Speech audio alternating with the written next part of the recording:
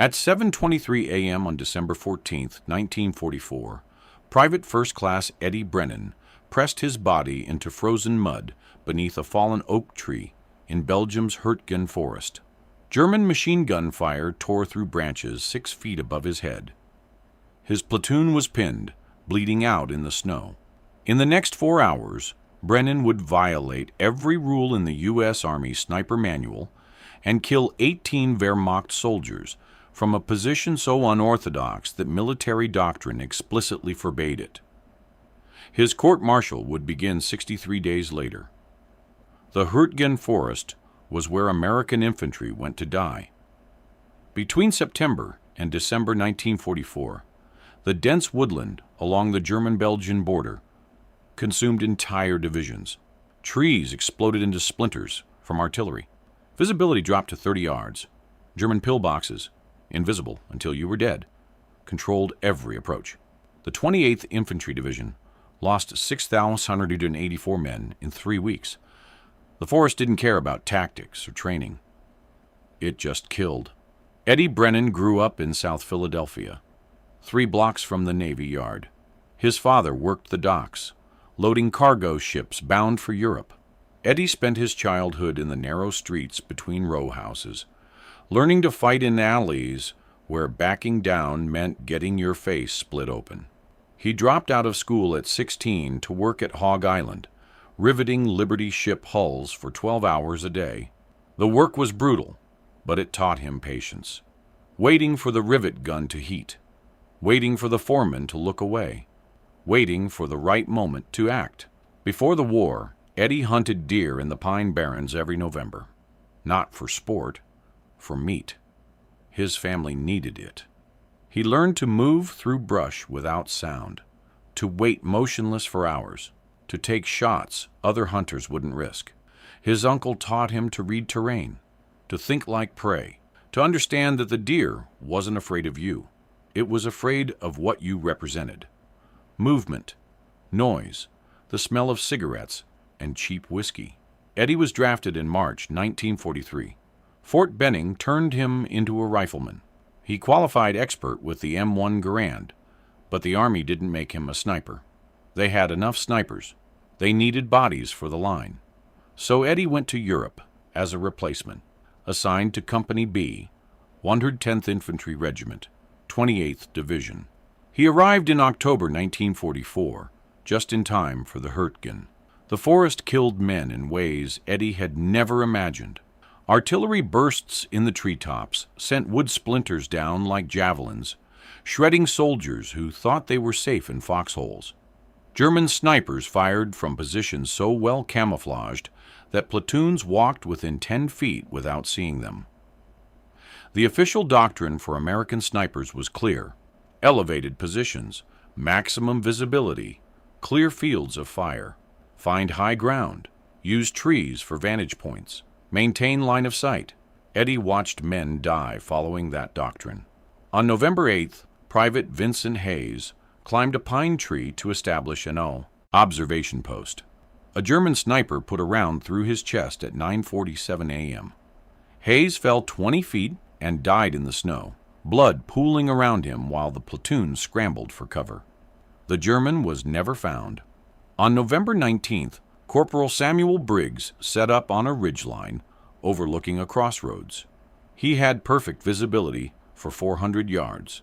A German counter-sniper spotted his position within 90 minutes and called in mortar fire. Briggs took shrapnel to the throat. He drowned in his own blood before the medic reached him. On November 27th, Sergeant Thomas O'Rourke used a blown-out farmhouse as a sniper nest. Second floor, western window, textbook positioning. He killed 3 Germans before a Panzerfaust team obliterated the building. They found O'Rourke's rifle in the rubble. They never found enough of O'Rourke to bury. Eddie knew Hayes. They'd shared a foxhole during an artillery barrage in early November, pressed together in frozen mud, while the world exploded around them. Hayes was from Indiana, talked too much about his fiancée back home. Eddie didn't talk much, but he listened. When Hayes died, Eddie felt something shift inside him. not grief. He'd learned to bury that. Something colder. Calculation. The problem wasn't the men. It was the doctrine. American sniper training emphasized what the instructors called dominant positioning, high ground, clear sightlines, maximum range. The theory made sense on a rifle range. In the Hürtgen, it was suicide. German snipers had been fighting in forests since 1941, from the birch woods outside Leningrad to the pine forests of Poland. They'd learned what the Americans hadn't. In dense woodland, elevation makes you visible. Height makes you a target. Eddie understood this instinctively. He'd hunted deer for 8 years, and deer didn't look up. They looked across. Horizontal threats. Movement at eye level. A man in a tree was silhouetted against the sky, even through branches. A man on the ground was just another shadow. But the manual was explicit. Field Manual 2310, Sniper Training and Employment, published 1943. The sniper should seek elevated positions that provide observation over the maximum area of the battlefield. The Army didn't train snipers to fight from ground level. They trained them to climb. On December 2nd, Eddie watched another sniper die. Staff Sergeant William Peterson, 5 years older than Eddie, a hunter from Montana who should have known better. Peterson positioned himself 20 feet up an oak tree, trying to spot German movement near a contested road junction.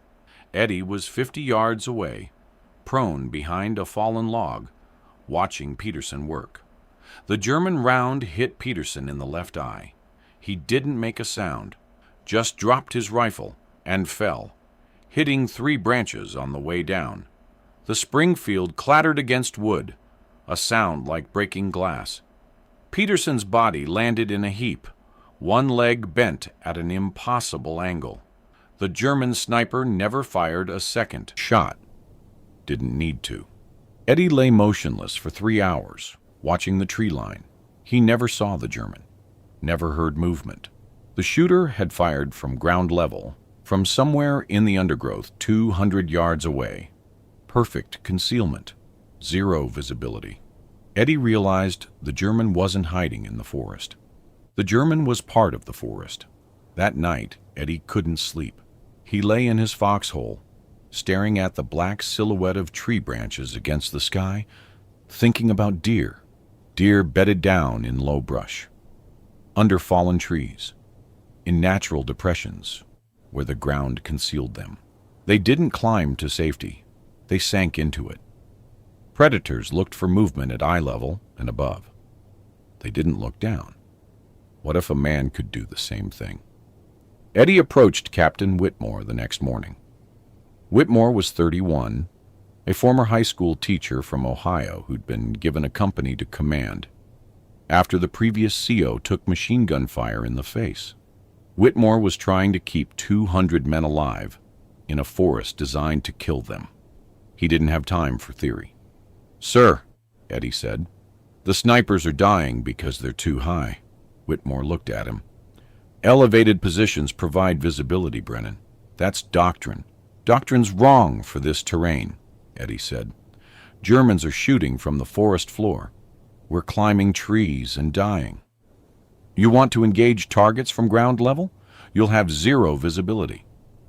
I'll have concealment. That matters more." Whitmore shook his head. "The manual exists for a reason. Elevated positions. The manual was written for open terrain," Eddie interrupted. "This isn't open terrain. This is 30-yard visibility and tree-burst artillery. Height doesn't help. It kills." Whitmore stared at him. "You're a rifleman, Brennan, not a sniper." "Hayes was a rifleman, too," Eddie said quietly. "Briggs was a corporal. O'Rourke was a sergeant. They're all dead. I'm asking permission to try something different. And if you get killed doing it, then you're down 1 rifleman instead of another sniper." Whitmore was silent for a long moment. Then he said, "I didn't authorize this conversation. Clear?" Eddie nodded. "Clear. Don't get caught," Whitmore said, "and don't miss." That night, Eddie began preparing. He wasn't going to dig a hide or build a nest. He was going to disappear into the forest floor itself. He needed a fallen tree, something massive, with root structures still attached, creating a natural cavity underneath. The Hürtgen was full of them. Artillery and wind had toppled oaks and pines throughout the forest. Most lay half buried in mud and snow, rotting slowly into the earth. Eddie found what he needed on December 12th during a patrol. A massive oak, 60 feet long, blown over by artillery. The root ball had torn free from the earth, creating a depression 15 feet across. The trunk had fallen at an angle, leaving a gap underneath, maybe 14 inches of clearance. Snow had drifted against the log, providing additional concealment. From 30 feet away, it looked like every other fallen tree in the forest. From 3 feet away, it still looked like every other fallen tree. Eddie crawled underneath. The space was tight. He had to worm forward on his elbows, dragging his rifle beside him. The ground was frozen mud, hard enough to support his weight without leaving obvious impressions. The root ball created a natural backstop, blocking any silhouette. The trunk itself was 3 feet thick, solid oak, that would stop machine gun fire. He positioned himself facing north, toward German lines. Through the gap between trunk and ground, he had a horizontal sight line across the forest floor, maybe 6 inches of viewing angle, but it stretched for 200 yards. He could see the bases of trees, the undergrowth, the small rises and depressions in terrain. He couldn't see the sky. He couldn't see anything above 4 feet in height. Perfect. Eddie spent 3 hours under that log, not moving, just watching. He saw a deer pick its way through the snow 90 yards out. He saw 2 German soldiers walk past, close enough that he could hear them talking. Neither looked down. Why would they? Men fought at eye level. Threats came from elevation, from tree lines, from ridge tops. Nobody expected danger from the forest floor. Eddie crawled back to American lines after dark. His uniform was caked with frozen mud. His hands were numb. But he knew it would work. The question was whether the Army would let him live long enough to prove it. On December 13th, Eddie told Whitmore he'd found a position. He didn't explain the details. Whitmore didn't ask. The captain just nodded and said, "Radio check every 2 hours. If you miss a check, I'm sending a patrol." Eddie nodded. "Understood. And Brennan, if this works, I never gave you permission. If it doesn't work, I definitely never gave you permission." "Yes, sir." Eddie moved into position at 4:30 a.m. on December 14th. Dawn was 90 minutes away. He crawled under the fallen oak in complete darkness, navigating by memory, dragging his Springfield rifle and a canvas bag with 300 rounds. He wore every piece of cold weather gear the Army issued: wool sweater, field jacket, overcoat. But he knew it wouldn't be enough. Ground level in December. Moisture seeping through cloth. No movement to generate heat. He'd be hypothermic in 4 hours if he wasn't careful. He settled into position, packed snow against the gaps around his body to eliminate any silhouette, and waited. Dawn came slow. Gray light filtering through the tree canopy, turning black forest into endless shades of gray and brown. Eddie lay motionless, breathing slowly, watching his sector. The German line was somewhere between 200 and 400 yards north. Exact positions unknown. No patrols had penetrated deep enough to map them. At 6:15 a.m., Eddie saw movement. A German soldier, maybe 200, 20 yards out, moving between trees. Feldgrau uniform, M43 field cap, Kar 98K rifle. The soldier was walking casually, cigarette smoke visible in the cold air. not expecting contact this deep in the woods. Eddie watched him through the scope. The German stopped, leaned against a tree, finished his cigarette. Then he moved on, disappearing into the undergrowth. Eddie didn't fire. Too easy to miss. Too likely to give away position. He waited. At 7:23 a.m., the German machine gun opened fire. Eddie heard it first. The distinctive ripping sound of an MG-42, firing somewhere east of his position. Then he heard American voices shouting, rifle fire returning in scattered bursts. His platoon was pinned down, probably by the same machine gun nest that had hit them 3 days ago. Eddie keyed his radio. Brennan to Whitmore. Contact east, 200 yards. I'm holding position. Whitmore's voice crackled back. Copy. Stay quiet unless you've got a shot. Eddie scanned his sector. The machine gun fire was loud, echoing through the forest, masking all other sound. Movement to his left. 3 German soldiers running forward, using the covering fire to advance. They were moving fast, low, professional. Eddie tracked the lead soldier through his scope. Range, 180 yards. Target moving left to right. Wind negligible. The Springfield was zeroed for 200 yards. Eddie adjusted slightly, leading the target's movement. He fired. The recoil slammed into his shoulder, trapped between his body and the frozen ground. The sound was enormous in the confined space under the log. The German soldier dropped instantly, falling forward into the snow. The other 2 soldiers froze, scanning the tree line, looking up and around. Not down. Eddie worked the bolt. The spent casing ejected, bounced off the underside of the log, landed in the mud beside his face. He chambered another round, found the second German in his scope. The man was crouched behind a tree, weapon ready, still searching for the shooter. Eddie fired again. Hit. The German pitched backward, clutching his chest. The third soldier ran. Eddie tracked him, fired, missed. The German disappeared into heavy undergrowth. Eddie chambered another round, scanning, waiting. The machine gun had stopped firing. Silence spread through the forest like spilled water. Eddie lay motionless, controlling his breathing, watching his sector. His ears rang from the muzzle blast. His shoulder ached. The smell of gunpowder hung in the confined space under the log, sharp and acrid. Minutes passed. Nothing moved. Then Eddie saw them, 4 German soldiers, advancing in a line, 50 yards apart. They were moving cautiously now, weapons up, checking every tree, every shadow. They knew there was a sniper. They just didn't know where. Eddie let them come.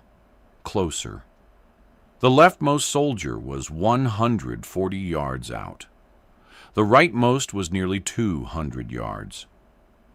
Eddie watched them through the scope, selecting targets, prioritizing. Closest first. He fired. The leftmost soldier dropped. Eddie worked the bolt. Fired again. The second soldier went down, screaming. The other 2 hit the dirt, returning fire blindly. Rounds smacked into trees, tore through underbrush, kicked up snow. None came close to Eddie's position. They were aiming too high. Eddie waited. 10 seconds. 20. One of the Germans moved, trying to low crawl toward cover. Eddie put a round through his spine. The 4th soldier broke and ran, stumbling through the snow, heading back toward German lines. Eddie let him go. The forest went quiet again. Eddie keyed his radio. Brennan to Whitmore. 5 confirmed. No contact on my position. Jesus Christ, Brennan, where the hell are you? Ground level, under a log. Silence on the radio. Then, say again? I'm prone under a fallen tree. They can't see me. Another pause. You're insane. I'm alive, Eddie said. They're not. The machine gun opened fire again, a long, sustained burst. Eddie heard American voices shouting, calling for suppression. He scanned his sector, waiting. 2 German soldiers appeared, running forward to support the machine gun position. Eddie dropped the first at 170 yards. The second made it 10 more yards before Eddie's round caught him in the hip, spinning him into the snow. 7 confirmed. Eddie worked the bolt, chambered another round. His hands were steady. His breathing was controlled. He felt the cold now, seeping through every layer, but he didn't feel afraid. He felt patient. Deer didn't panic. They waited. They chose their moment. Movement to his right. 3 more Germans, moving in a loose formation, heading toward the American position. Eddie tracked the leader. Range, 210 yards. Long shot through undergrowth. He adjusted for distance, led the target slightly, squeezed the trigger. Hit. The German dropped instantly. The other 2 scattered, diving behind trees. Eddie scanned, waiting for one to break cover. 30 seconds. A minute. Finally, one of them shifted position, trying to get a better angle. Eddie saw the movement through a gap in the brush, fired, hit the soldier in the shoulder. The man went down screaming. The last German didn't move. Smart. He stayed behind his tree, weapon ready, waiting. Eddie watched him through the scope, patient. 5 minutes passed. 10. The German shifted slightly, trying to get more comfortable. Eddie fired. The round punched through the edge of the tree and caught the German in the neck. He dropped without a sound. 10 confirmed. Eddie's radio crackled. "Brennan, we're pulling back. Can you cover?" "Affirm," Eddie said. "Moving in 3 minutes." He had maybe 200 rounds left. Enough. The American platoon began withdrawing, fire teams leapfrogging back through the forest. German fire intensified, rifle shots, machine gun bursts, the crump of mortar rounds impacting behind American lines. Eddie watched the German position, waiting for targets. A German machine gun team repositioned, trying to get a better angle on the withdrawing Americans. Eddie saw them through the undergrowth. 3 men carrying the MG-42 and ammunition boxes. They were moving fast, professional, staying low. Eddie led the first carrier, fired, hit. The man dropped the machine gun and fell. The other 2 dove for cover.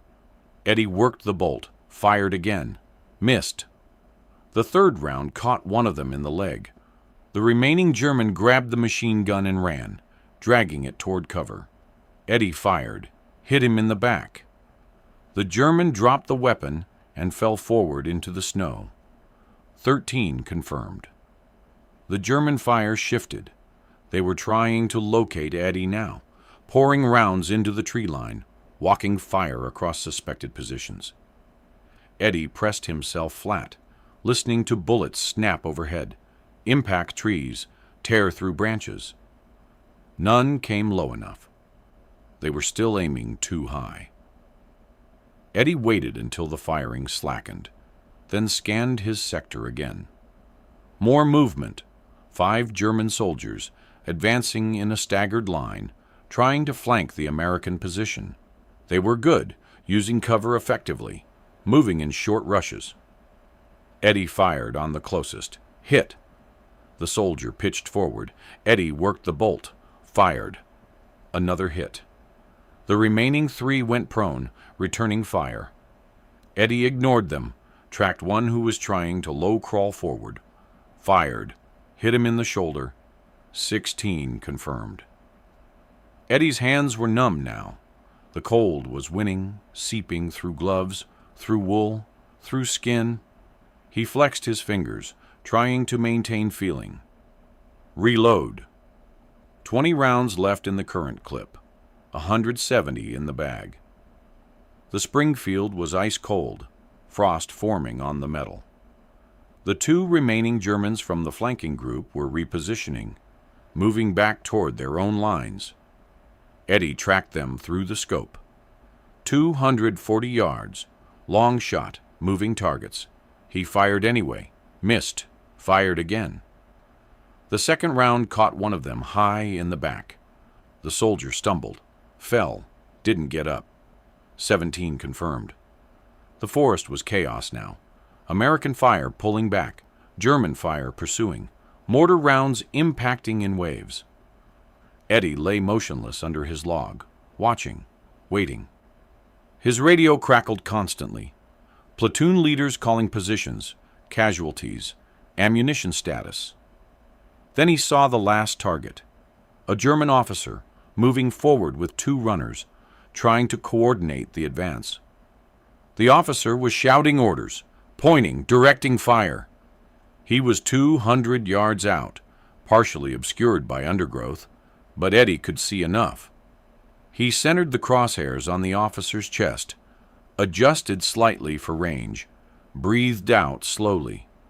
Fired.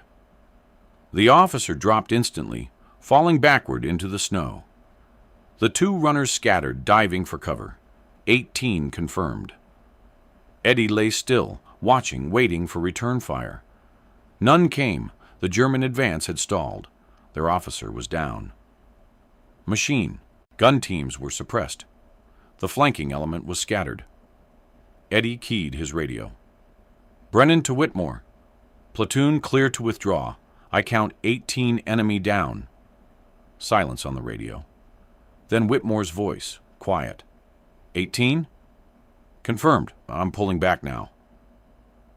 Eddie began the slow process of extraction. He couldn't just stand up and run. That would silhouette him against the forest, make him visible. He had to crawl backward, slow and careful, dragging his rifle and gear, staying below the log line. It took 20 minutes to move 30 yards. His body screamed with cold, muscles locked, fingers barely functional. But he was alive. He reached the American line at 11:47 a.m. Soldiers stared at him as he emerged from the undergrowth, caked head to toe in frozen mud, face pale with cold. Whitmore was there, watching Eddie stagger to his feet. 18? Whitmore said again. Eddie nodded. From ground level, under a fallen oak. You were under a log for 4 hours? Yes, sir. Whitmore just stared at him. Then he said, Get to the aid station. You're hypothermic. Eddie was. His core temperature had dropped to 94 degrees. The medic stripped off his frozen uniform, wrapped him in blankets, forced hot coffee into him. Eddie sat there shaking, not from fear, from cold, while soldiers crowded around asking questions. How'd you do it? Where were you positioned? How many did you really get? Eddie didn't answer. He just drank the coffee and waited for the shaking to stop. Word spread fast. By evening, every rifleman in the company knew Eddie Brennan had killed 18 Germans from a hide so well concealed that nobody had spotted him. By the next morning, soldiers from other companies were asking questions. By December 16th, 3 other riflemen had tried the same tactic. 2 of them got kills. 1 got nothing but hypothermia. But it worked. On December 18th, Private Raymond Fletcher used a hollow log to ambush a German patrol, killing 4 before the survivors retreated. On December 21st, Corporal James Dalton positioned himself under a root ball and took out a machine gun team that had pinned his platoon for 6 hours. The tactics spread quietly, man to man, whispered conversations in foxholes and aid stations.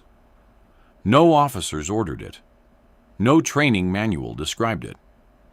It just happened, the way innovations always happened in war, from necessity, from frustration, from men who refused to die following doctrine that didn't work. The Germans noticed. On December 23rd, Oberleutnant Klaus Richter of the 275th Infantry Division wrote in his after-action report, "American sniper tactics have changed. Fire is now originating from ground-level positions, making counter-sniper operations extremely difficult. Traditional elevated search patterns are ineffective.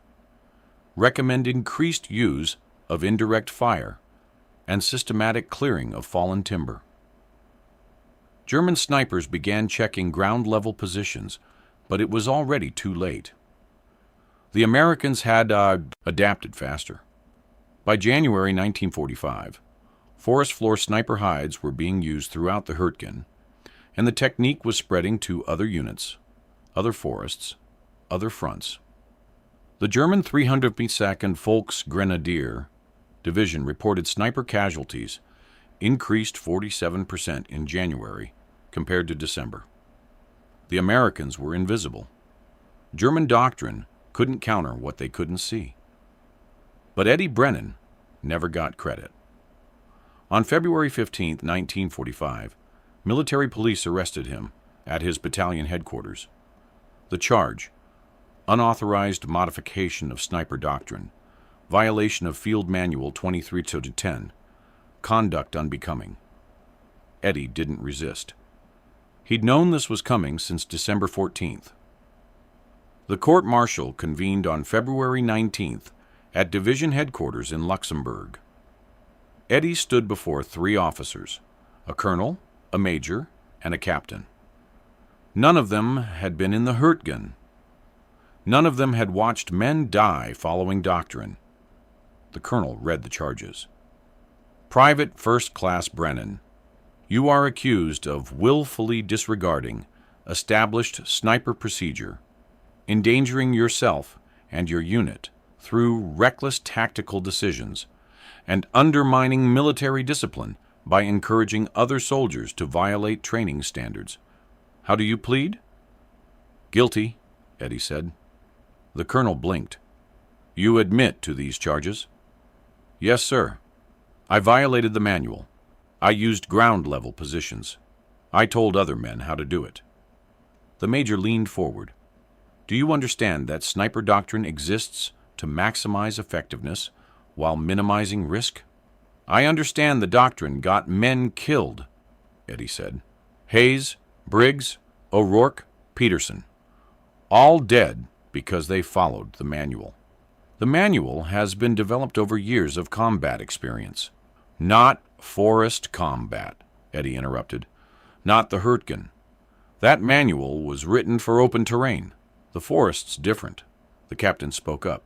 "Even if your tactic was effective, which is disputed, you had no authority to make that decision. You're a private. You follow orders." "I followed Captain Whitmore's orders," Eddie said. "He told me not to get caught and not to miss. I didn't miss." The colonel's jaw tightened. "Captain Whitmore denies giving you any such order." Eddie nodded. "Yes, sir. He has to." Silence in the room. The 3 officers exchanged glances. The major said, "Your kill count from December 14th is listed as 18 confirmed. Is that accurate?" "Yes, sir." "From a single position?" "Yes, sir." "Using a technique explicitly forbidden by doctrine?" "Yes, sir." Another silence. Then the colonel said, "Private Brennan, you will be remanded to custody pending sentencing. This court stands adjourned." Eddie was held in the division stockade for 3 days. On February 22nd, Captain Whitmore visited him. The captain stood outside the cell, hands in his pockets, face unreadable. "They're going to bust you to private," Whitmore said. "Maybe give you 30 days. Eddie nodded. "Could be worse. Could be better," Whitmore said. "If you'd kept your mouth shut." "Couldn't do that, sir." Whitmore was quiet for a moment. Then he said, "Fletcher got 6 kills yesterday. Dalton got 3 more. Your technique works, Brennan. Everyone knows it works." "But it's not in the manual," Eddie said. "Not yet," Whitmore said. "Maybe after the war." Eddie shrugged. "Don't matter to me." Whitmore studied him. "You really don't care, do you?" "I care about Hayes," Eddie said. "And Briggs and O'Rourke." And Peterson. I care that they died following rules that didn't work. If I can stop that happening to someone else, I don't care what the Army does to me. Whitmore nodded slowly. Then he said, For what it's worth, you did the right thing. Tell that to the colonel, Eddie said. Whitmore smiled slightly. I did. Didn't help. On February 24th, Eddie Brennan was sentenced to reduction in rank to private, 30 days confinement, and forfeiture of 1 month's pay. The colonel read the sentence without emotion. This court recognizes that your actions resulted in enemy casualties and arguably protected American lives. However, military discipline cannot be maintained if soldiers unilaterally disregard established doctrine. This sentence serves as a warning to others who might consider similar violations. Eddie served his 30 days. He spent March 1945 in the stockade, eating bad food and sleeping on a thin mattress, while the war moved east without him. He didn't care. Hayes was still dead. Briggs was still dead. O'Rourke and Peterson were still dead. But Fletcher was alive. Dalton was alive. And somewhere in the forests of Germany, American riflemen were fighting from ground-level hides, invisible and effective. That was enough. Eddie was released on March 26th and reassigned to a replacement depot. He never saw combat again. The war in Europe ended May 8th. Eddie processed through demobilization in July and shipped home in August. He returned to South Philadelphia on August 23rd, 1945, wearing his uniform one last time, carrying a duffel bag and nothing else. His father met him at the train station. They shook hands. His father said, "You all right?" "Yeah," Eddie said. "I'm all right." They walked home through the streets Eddie had grown up in, past the row houses and corner stores and vacant lots where he'd learned to fight. Nothing had changed. Everything had changed. Eddie went back to work at the Navy Yard. The war was over, but ships still needed building. He riveted hulls for another 3 years, saved his money, and opened a garage in 1948. Brennan's Auto Repair, 3 blocks from where he'd grown up. He worked on cars, changed oil, fixed transmissions, and never talked about the war. People asked sometimes. Neighbors who'd heard stories. Customers who saw the discharge papers framed on his office wall.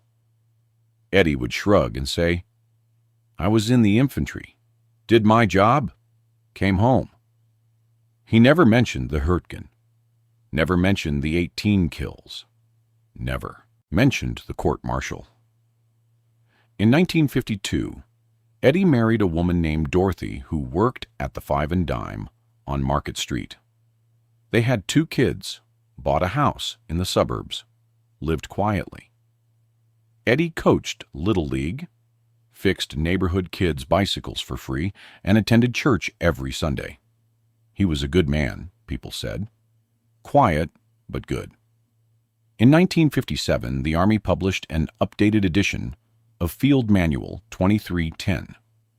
Chapter 6, Section 4 included a new subsection, Employment of Ground-Level Concealment in Forest Terrain. The manual described the use of fallen timber, root balls, and natural depressions as sniper hides in dense woodland. It cited effectiveness studies from the Hürtgen forest and recommended the technique for situations where traditional elevated positions were untenable. The manual did not mention Eddie Brennan. On November 11, 1973, Eddie attended a Veterans Day ceremony in Philadelphia. He stood in the crowd wearing a suit, hands in his pockets, while politicians gave speeches about sacrifice and service. After the ceremony, an older man approached him. The man was wearing an infantry veteran's cap. "You Eddie Brennan?" the man asked. "Yeah," Eddie said. "I'm James Dalton. I was in the 110th, Company C. We used your technique in the Hürtgen." Eddie nodded. "I remember the name." "I wanted to say thank you," Dalton said. You saved my life. Probably saved a lot of lives. Eddie looked uncomfortable. I just did what needed doing. You got court-martialed for it, Dalton said. That's more than doing what needed doing. That's courage. Eddie shook his head. Courage was Hayes climbing that tree knowing it might kill him. I just figured out a better way. Dalton smiled. That's what courage looks like in war. Not the dramatic stuff. The quiet decisions. They shook hands. Eddie never saw him again. Eddie Brennan died on March 8, 1989, at age 67. Heart attack, sudden, while he was working under a customer's Chevy. His obituary in the Philadelphia Inquirer was 4 paragraphs long. It mentioned his garage, his family, his service in World War II. It said he'd been awarded the Bronze Star. It didn't say why. It didn't mention the Hürtgen forest. It didn't mention 18 dead Germans, or a court-martial, or the technique that changed sniper doctrine. His funeral was well attended. Neighbors, customers, family. A color guard from the local VFW post fired a salute. They folded the flag and gave it to Dorothy. Eddie was buried in a veterans' cemetery outside Philadelphia, one white marker among thousands. In 1994, a military historian named Dr. Margaret Holloway was researching sniper tactics in the European theater. She found references in German after-action reports to American ground-level sniper positions in the Hürtgen forest. She cross-referenced American records, found Captain Whitmore's unit reports from December 1944, discovered the 18 confirmed kills on December 14th. She traced the incident back to Eddie Brennan and found the court-martial transcript. Dr. Holloway published her findings in the Journal of Military History in 1996. The article was titled, Tactical Innovation at the Individual Level, the Forest Floor Sniper Hide and the Hürtgen Forest Campaign. It described Eddie's technique in detail, analyzed its effectiveness, and traced its adoption throughout the American infantry. The article concluded that Eddie Brennan's unauthorized tactical innovation had saved an estimated 40 to 70 American lives during the winter of 1944-45. Nobody read it except other historians. In 2003, the Army Special Operations Sniper Course added forest floor concealment techniques to their curriculum. Instructors taught students to use fallen timber, root balls, and ground depressions as hide sites in woodland environments. The technique was considered standard doctrine by 2005. Training manuals credited field innovations during World War II without naming individuals. Eddie Brennan's name appeared in none of these documents. Today, if you visit Eddie's grave in the Veterans Cemetery outside Philadelphia, you'll see a standard white marble headstone. It lists his name, his rank, private, not private first class, his dates of service, and his death date. It doesn't mention his Bronze Star. It doesn't mention the Hürtgen Forest. It doesn't mention anything except the bare facts of his existence. But in forests around the world, snipers still use the technique Eddie invented under a fallen oak tree on December 14, 1944. They position themselves at ground level, invisible in the undergrowth, waiting with patience. Eddie learned hunting deer in the Pine Barrens. They don't know his name. They don't know his story. They just know the technique works. That's how innovation actually happens in war. Not through engineering studies or committee decisions or revised doctrine. Through enlisted men like Eddie Brennan, who watch their friends die and refuse to accept it, who violate the manual because the manual is wrong, who risk court-martial because some things matter more than regulations. Hayes mattered. Briggs mattered. O'Rourke and Peterson mattered. And Eddie Brennan, working alone in the frozen mud, figured out how to keep them from dying. The Army gave him 30 days in the stockade for it. History didn't give him anything at all. If you found this story compelling, please like this video. Subscribe to stay connected with these untold histories. Leave a comment telling us where you're watching from. Thank you for keeping these stories alive.